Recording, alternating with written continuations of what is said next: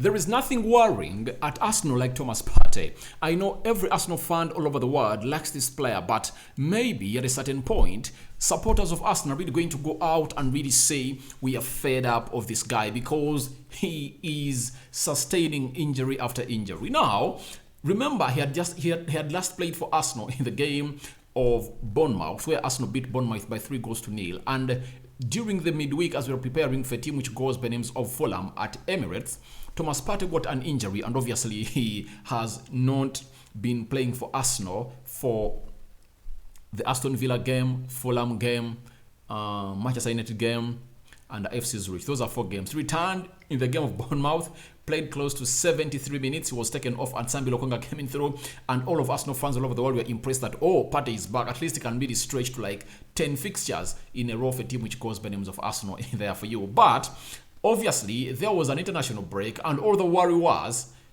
if at all really gets an injury or gets injured again at the international break. That's why I really brought you a story about Thomas Partey injury worry that was buzzing all looming all over us, and especially the medical team and Mikel Arteta. After Mikel Arteta told the medical team that please be in touch with the medical team of Ghana such that Thomas Partey doesn't get an injury again. But it never even took a day as Thomas Partey was warming up to face a team which goes by the names of Brazil, and he got an injury. That is what really keeps Arsenal fans really on tenterhooks every time Thomas Partey is going for the international break or is playing for Arsenal, because you never know when he's going to get an injury. Ever since he came in at Arsenal, his career has been covered by injuries. That's it. Welcome to Rokani Media Football. How are you guys, and where are you watching us from? I go by the names of Rokani David. Rokani Media Football is the YouTube channel, and we are here with our second story of the day. And we first brought you a story of Odegaard Haaland losing to a side which goes by the names of Slovenia, but obviously the assistant captain of Arsenal, who goes by the names of Granit Xhaka, has gone ahead to win his game against Spain. Very huge win for him, and he really got a very good hail after really pocketing the midfield general, that is Sergio Busquets, in there for you. So subscribe to our channel if at all you've not subscribed, and hit the notification bell, and go ahead and really subscribe to our channel, because if you already subscribe, you'll be part of this ever-growing channel which goes by the names of Rokani Media Football. Now we are here to talk Thomas Partey. I'm going to talk Granit Xhaka. I'm going to talk the Arsenal female team that really beat Spurs into the London Derby. I'm going to climax this video with that story, because this was like a premeditation to a side which goes by names of Spurs, the men's team, that, oh, when you come at Emirates, this is what is going to happen to you, because we floored your team of the female 4-0. So guys, what a way to really start off the video with lots of negatives and positives, but obviously I know by the time we end this video, a lot of positivity will be onto your face. Now, on Thursday, I think on Friday, yeah, because this game was played yesterday, Ghana versus Brazil, and Brazil beat Ghana by 3-0, where Richarlison scored a brace, and who else scored? I don't remember him very well, but I know Richarlison scored a brace.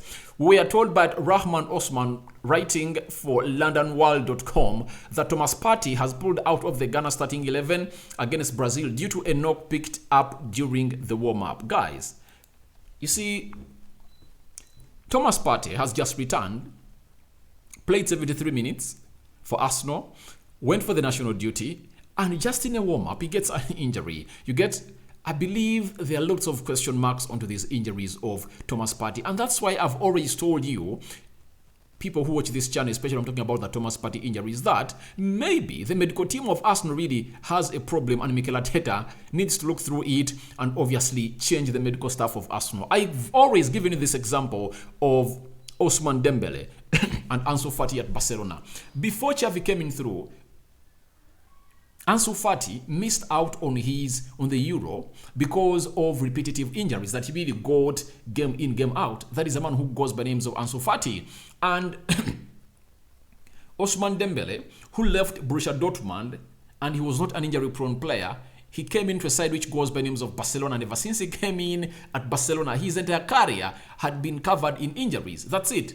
What Xavi did, he got to know that maybe the physio department is the one that is really having a very huge problem, and he sacked all the physio department. After sacking it, he brought in new physios, and the medical team worked on Ansu Fati and Ousmane Dembele. And I believe no one is going to call Dembele Dembulance, because ever since Xavi came in through and he was treated, last season he played 19 consecutive games for Barcelona for the very first time. Ever since he came to Barcelona, he had never played that amount of games without getting an injury. But because the physio team was changed, look at Ansu Fati. He's back on his foot and performing to the best levels. To me, I believe Mikel Arteta needs to get a phone call, talk to Xavi and tell him, Xavi, I believe the injury that Thomas Partey is really suffering from game in, game out are really not as worse as those of Ousmane Dembele used to sustain at Barcelona, because we even used to tell him, we even used to refer to his legs as glass legs, and we gave him a name, Dembulance, remember that very well. But a Dembulance is now a player who can go ahead and really play games, 19 consecutive games. I don't remember any season where Thomas Partey came out and gave Arsenal 19 games consecutively. So that's why I really believe that it's now okay for Arteta to talk to a man who goes by the names of Xavi and tells him, please, where did you get your physios from? Because Arsenal needs to elevate its medical team, because the same thing is happening to a man who goes by the names of Emily Smith-Rowe. You get? He returned and he went back. There are already slight backs of injuries. Look at a man who goes by the names of Tomiyasu. Tomiyasu, he returned in March and played just 2 games, and then he went back.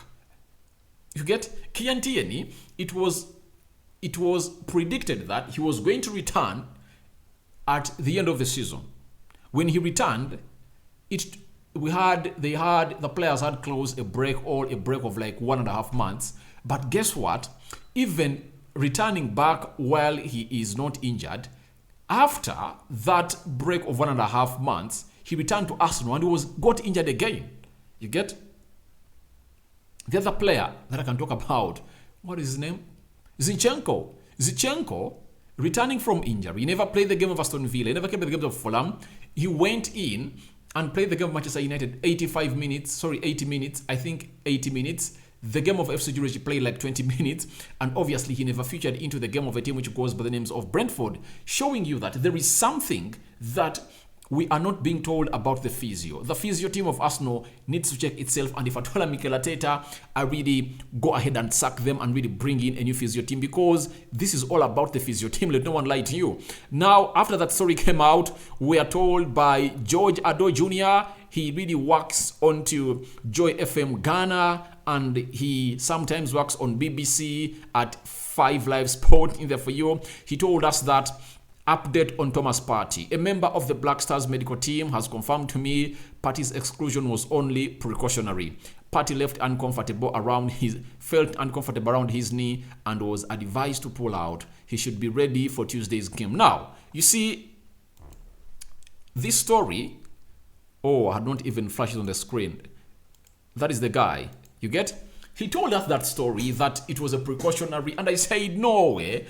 If at all it was a precautionary, Thomas Partey would have stretched and really said, all right, let me go in and play some minutes for my national team, because these players treasure their national teams a lot. But the moment I heard that he was pulled out, I got to know that Thomas Partey had sustained another injury. I don't know whether it's a serious injury or a minor injury. I don't know. But on Thomas Partey, if I told you you've been following him for a very long time, Thomas Partey has never really sustained a minor injury. Even if the injury is minor, it really sidelines him for some weeks, because he was out for like 3 or 4 weeks. 3 weeks, I think, and he returned. And this time around, you never know how many weeks it's really going to take to return. Now, to go on and really tell you that it was only precautionary and he was not going to play into the Tuesday's game, guess what Charles Schwarzer told us? Charles Schwarzer has told us that after further talks between Ghana and Arsenal today, it's been decided Thomas Partey will return to London rather than stay with the national team for the rest of the break. Arsenal felt that that was the better option, given he wasn't going to play against Nicaragua on Tuesday anyway. You get? So, it shows you that it's not a minor injury as people are really speculating all over the world. It's not. This injury is serious, because if it was a minor injury, it would have been maintained by the medical team of Ghana, but they cannot maintain it. That's why Arsenal really told has agreed with the Ghana national team that please come on and really play for a side which goes by the names of come on and really be attended to by the medical team of Arsenal. Then the Ghana FA has also issued a statement. Thomas Partey has been granted permission to travel back to London for further assessment after picking up a suspected knee injury on Friday, minutes before the friendly against Brazil. Partey was withdrawn as a precautionary measure. So they've told us that he really picked up a suspected knee injury on Friday. So there is nothing rosy over this. There is nothing rosy over this. And when I read this, I don't know how Arsenal fans are going to react to my opinion over Thomas Partey. To me, he's one of the single pivot players in the Premier League. And every time he has been on the field of play, he has really been protective to that Arsenal side. You know that very well. In the game of Brentford, to me, I believe Saliba and him were my better players. Plus Granit Xhaka. Those three were really exquisite. But for how long is Arsenal going to carry on playing games of football on tenterhooks because of Thomas Partey? You get? Arsenal had to change its transfer plan towards the end of the transfer window to chase for Douglas Luiz and Diallo in Brazil, who plays for Palmeiras, because Thomas Partey was injured and Mohamed Elneny was injured too. It has come to my understanding that Thomas Partey can't be fit for every time Arsenal needs him. You get? Look at players like Odegaard. He'll go on, miss out one game and then returns. But Thomas Partey returns and then goes back to the sick bed. That is very worrying. And to this season, where everyone is really tipping Arsenal to go on and really compete for the trophy, you don't need your main man. I call Thomas Partey the main man because of games of football are won and lost in the midfield. When he's injured like this, you can't have your main man injured like this. You can't. In this crucial period where Arsenal is going to go in and play very crucial fixtures in this game of football. You get? Arsenal is playing on 2nd of October. Arsenal are going to play a team which goes by names of Spurs. Very big game. After Spurs, they're going to play a team which goes by the names of Liverpool. And these are games that Arsenal has to win if they have to go on to convince people that they are into the title race. Very many managers in the Premier League that have faced Arsenal have come out and really given Arsenal a go-ahead to win the trophy and green light. But pundits outside there are really believing that Arsenal failed the first test against Manchester United. For me, I really believe they never failed it because I believe if Arsenal doesn't win against Manchester United away, Man City away, Liverpool away, even Chelsea away, that's nothing.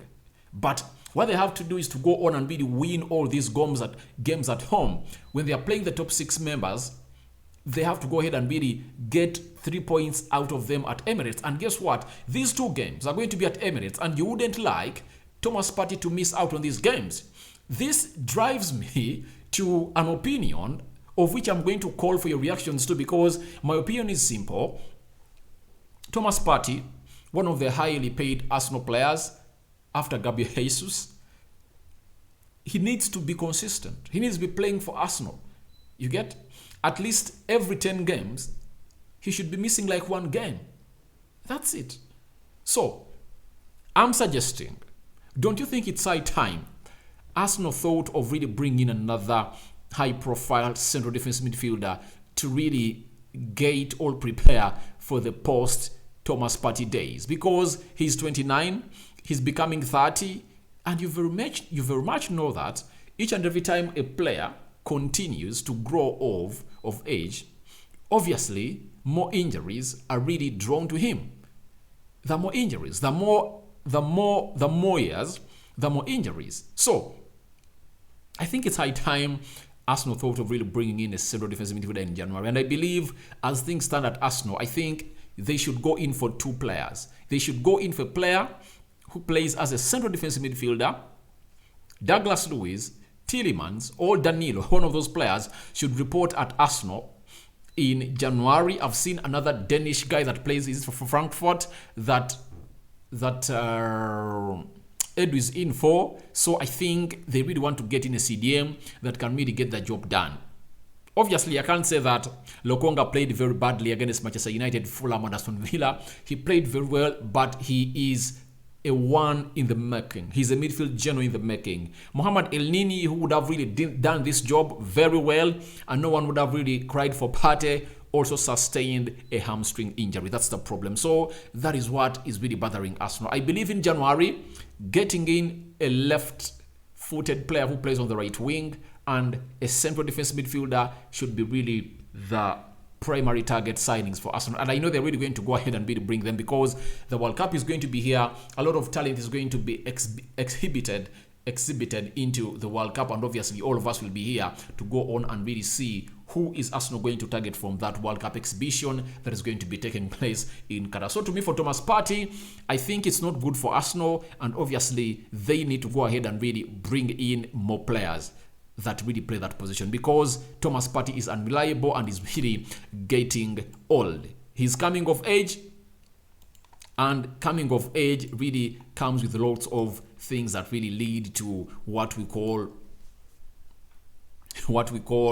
injuries. And if at all he has not been able to play very many games for Arsenal before he clocks his 30s, do you expect him to play more games for Arsenal by his 30s? Because last season he played 28 games in the Premier League, meaning that each and every time he grows older, he go on reducing the number of games he plays for Arsenal, and you'll be there, and you'll be seeing him averaging close to 20 games a season, because the level at which Arsenal is, it's at 60 games a season now, meaning that he's only going to play 30% of your games, which is not good.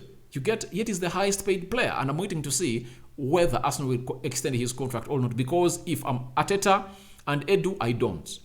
I just go in and really get another midfielder, and I tell Thomas Partey, it's been good being at Arsenal, good to having you in here for you, but your injury problems have really led us to say no to you, and we can no longer really accommodate you at Arsenal. And surprisingly, this guy was not an injury-prone player, a side which got on Atletico Madrid. By the time they bought him, he never had a very bad injury record. But this time round, coming at Arsenal, obviously his injury record really got worse. So smash the like button, comment and share. And if at all you are watching us for the very first time, lower right bottom corner, smash the subscription button. After smashing it, hit the notification bell that will enable you get notified each and every time I upload a video onto this channel. Now, as we prepare for the North London derby that most of us are really so much anticipative about, I don't support Arsenal, but I can't wait to watch that game because I really believe there are going to be a lot of football in it, because the battle is really going to be very intense. For the very first time in very many years, we are seeing Arsenal and Spurs neck to neck, Spurs having 17 points and Arsenal having 18, meaning that Spurs beating Arsenal, it goes ahead of Arsenal, and obviously Arsenal beating Spurs, it goes 4 points ahead of Spurs. Now, we've just gotten what we call the eye-opener of what we call